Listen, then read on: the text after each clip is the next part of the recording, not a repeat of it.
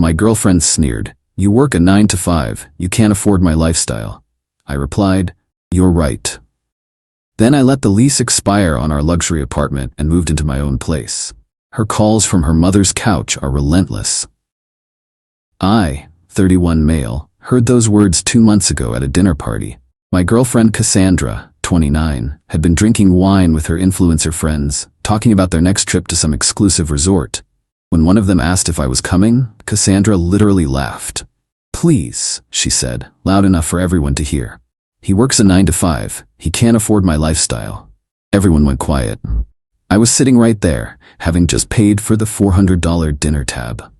See, Cassandra and I had been together for 3 years. She's a lifestyle blogger with 15K followers who posts about luxury living, fashion hauls, and fancy restaurants. Her actual income from this? Maybe $600 a month from sporadic sponsorships. Meanwhile, I'm a data analyst making $85 a year. Not rich, but comfortable. The thing is, I'd been subsidizing her lifestyle the entire relationship. Our apartment, a 3,200-month high-rise with doorman and rooftop pool. My name on the lease, my credit check, my deposits. She transferred me $400 monthly as her half. She decided that amount. Her designer clothes, bought with the credit card I gave her for emergencies, that somehow became everyday use. Those restaurant posts? Guess who paid, so she could take aesthetic photos of food she barely touched. But hearing her diminish me to her friends while I literally funded her fantasy, that was it. "You're absolutely right," I said calmly, standing up. "I can't afford your lifestyle." She laughed nervously. "Babe, I'm just joking around." "No, you're not," I said. "And that's okay, but you should probably know the lease expires in 8 weeks. Her face went pale. "What do you mean?" "I mean, I won't be renewing it.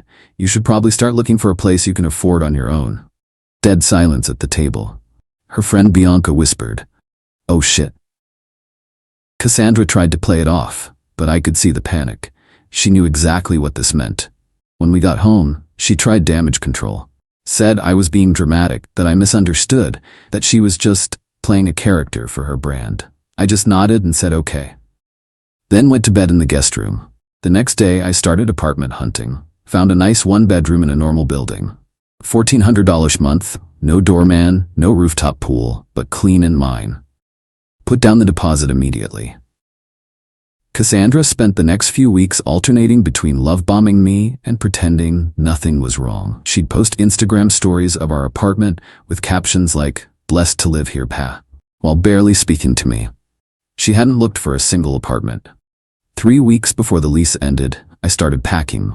She finally realized I was serious. "Where am I supposed to go?" she demanded.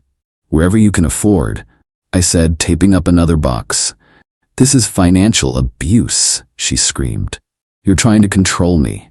"Cassandra, I'm literally removing myself from your life. That's the opposite of control." 2 weeks before the lease ended, she hadn't packed a single thing. I scheduled movers for my stuff only, canceled the credit card I'd given her, set up mail forwarding. She was at a brand event, translation, drinking free champagne at a store opening, when the movers came. She came home to a half-empty apartment. My desk, gone. My TV, gone. My coffee maker, gone. The furniture I'd bought, gone. All that remained was her ring light, her clothes, and the IKEA dresser she'd brought when she moved in.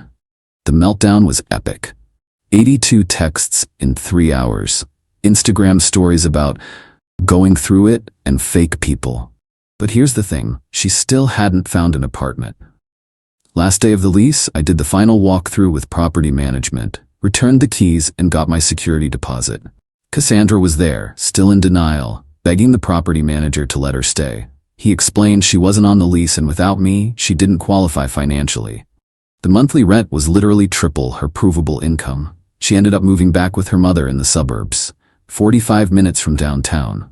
Her mom's house, a normal, middle-class home with no aesthetic appeal for Instagram. That was 5 weeks ago. Now, the calls are relentless. Update 1. The entitlement has reached astronomical levels. First, let me address the living situation. Yes, she's at her mom's house. Her childhood bedroom, the one with the butterfly wallpaper she's desperately trying to hide in photos.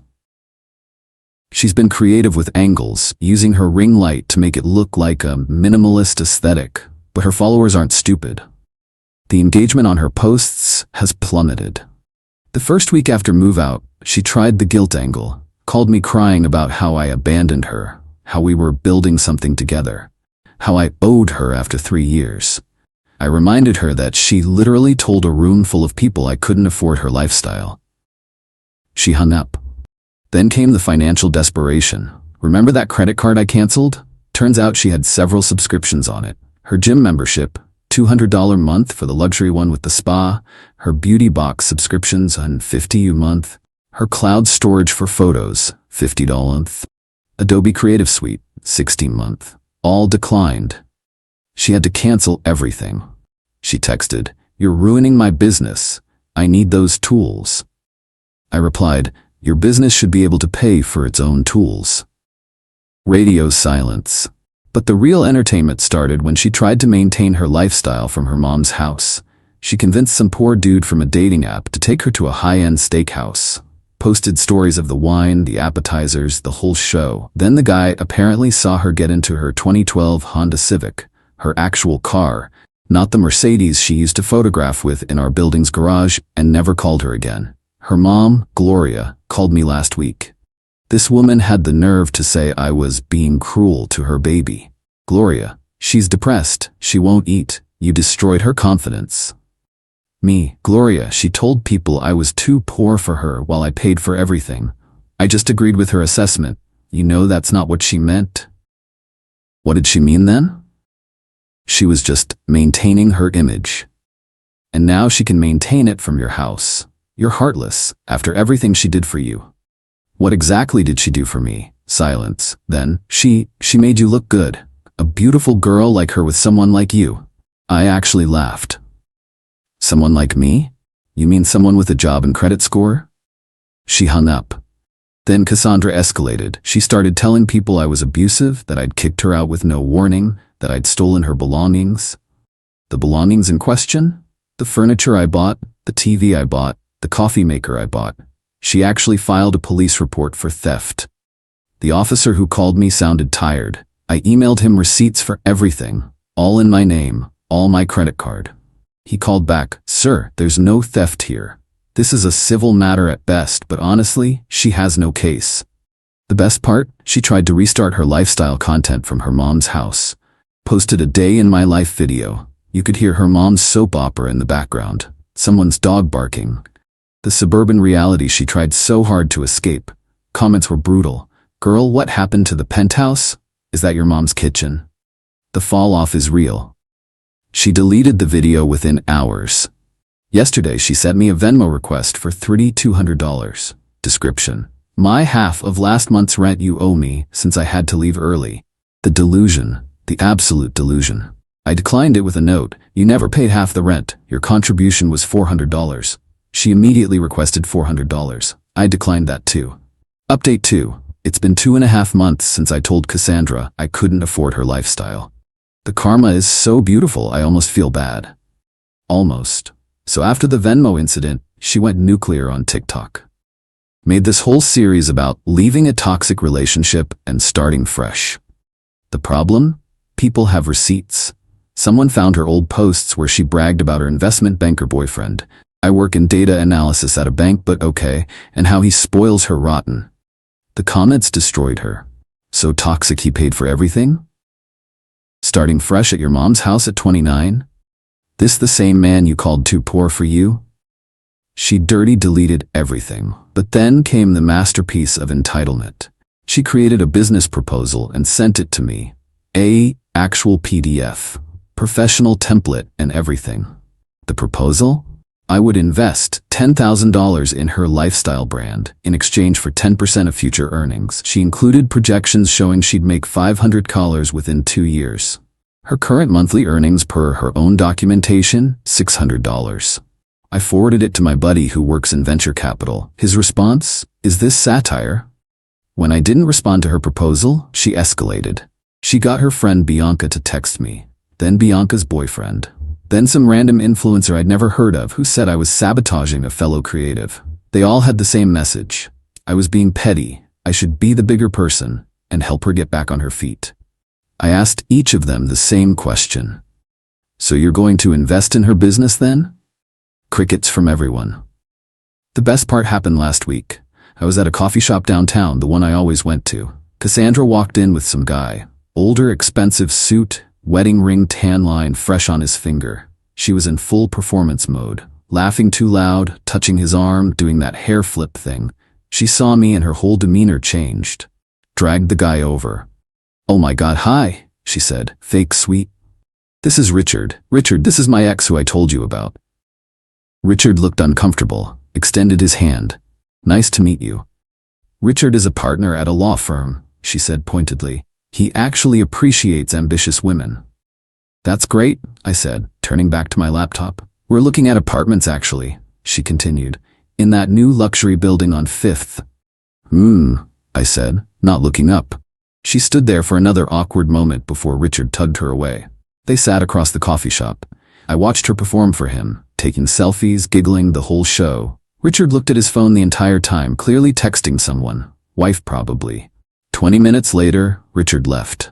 Alone. Cassandra sat there for another 5 minutes, then came back over. "That was really rude," she hissed. "What was? You could have played along, helped me out." "Helped you? Catfish a married man? He's separated. His wedding ring tan line says otherwise." She glared at me. "You know what? This is exactly why I said what I said. You have no ambition, no vision. You're just a boring 9-to-5 guy who'll never understand what it takes to build something."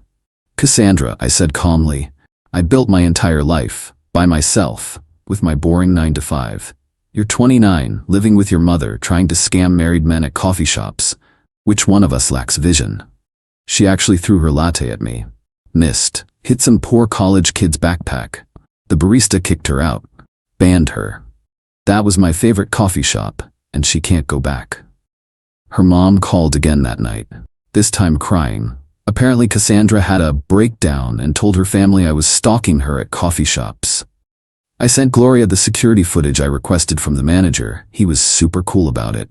Shows Cassandra approaching me, not the other way around. Shows her throwing the drink. Gloria's response? "You provoked her. By existing in public? You know what you did. Gloria, I'm gonna block your number now. Please tell Cassandra that any further contact will result in a restraining order. The coffee shop incident is documented." Then 2 days ago, the final blow to her lifestyle brand happened. One of those drama channels on YouTube did a deep dive on her. Someone had been screenshotting everything. Her old posts, the dinner party story, one of her friends leaked it, her TikToks, even found my original Reddit post somehow. The video was called "The Fake Lifestyle Influencer Who Lost Everything." 2.3 million views in 48 hours. Her Instagram went private immediately. Then deleted. Her TikTok? Gone. Her lifestyle blog website now redirects to nothing. She texted me from a new number yesterday. "I hope you're happy. You destroyed my life." I responded, "You destroyed your own life. I just stopped financing it." Then I blocked that number too. Final update. It's been 4 months since the dinner party. This will be my last update because there's literally nothing left to update about. Cassandra's story has reached its natural conclusion. After the YouTube video went viral, she tried one last reinvention. Started a new Instagram as a mental health advocate, talking about surviving narcissistic abuse and rebuilding after trauma. Posted motivational quotes over sunset photos taken in her mom's backyard. Got about 200 followers, mostly bots. But the internet doesn't forget. Someone linked the YouTube expose in her comments. Her new followers Googled her. The account lasted exactly 9 days before she deleted it. According to a mutual acquaintance who still talks to Bianca, Cassandra got a job, a real one. Data entry at a dental office. $18 an hour. She has to be there at 8 a.m. every day. The irony of her doing data entry while calling my data analyst job boring isn't lost on me. Apparently she lasted 3 weeks before having a meltdown about the toxic work environment. They asked her to stop taking selfies at her desk. She's now working at a department store. In the returns section, the girl who used to post about luxury hauls now processes other people's returns 8 hours a day. Her mom, Gloria, reached out through Facebook. I'd forgotten to block her there, with one final attempt. She wanted me to know that Cassandra was getting help, and maybe we could work things out when she's better. I responded, Gloria, your daughter needs to learn that actions have consequences. I wish her well, but I will never be an option for her again. Please don't contact me. She replied, You're going to regret this when she becomes successful. I didn't respond. Blocked. The funniest part? I ran into Richard, coffee shop guy, at a networking event last week. Turns out he knows my company's legal team. We chatted briefly. He mentioned a crazy girl who wouldn't stop DMing him after one coffee date, talking about moving in together in luxury apartments. Had to block her on everything. His wife saw the messages and wasn't pleased. Dodged a bullet there, he said. You have no idea, I replied. As for me, life is peaceful. My apartment is small, but mine. I cook my own meals instead of paying for overpriced restaurants where she'd photograph food she didn't eat. I'm saving money. Actually, went on a vacation last month. Nothing fancy, just hiking and camping with friends. Posted 0 photos about it. It was perfect. Started dating someone new, Heather. She's a teacher, drives a Toyota, and insisted on splitting our first dinner bill. When I offered to pay, she said, I have a job, I can afford my own pasta. I might be falling in love. The last I heard from Cassandra was through the retail grapevine. Apparently she had to move to an even smaller room at her mom's house because Gloria converted her bedroom into a craft room, tired of her daughter's temporary stay extending indefinitely. She's sleeping in what used to be Gloria's home office. 8 feet by 10 feet. No windows. From a luxury high-rise with floor-to-ceiling windows overlooking the city to a windowless room in her mom's house. From influencer to retail returns.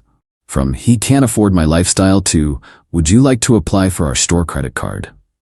The best revenge really is just letting someone face the reality of who they are without you propping them up. Cassandra wanted a lifestyle. She got exactly what she could afford on her own. And me? The boring 9-to-5 guy? I'm doing just fine. Better than fine, actually. Turns out I could afford my lifestyle all along. Just not hers. Edit, since someone asked, yes, I kept all the documentation about the coffee shop incident and the harassment. Never needed to use it for a restraining order, but I have it if she ever tries to start anything again. Also, to the people saying I was too harsh, she literally threw a drink at me in public. That's assault. I could have pressed charges and didn't. I think I was more than fair.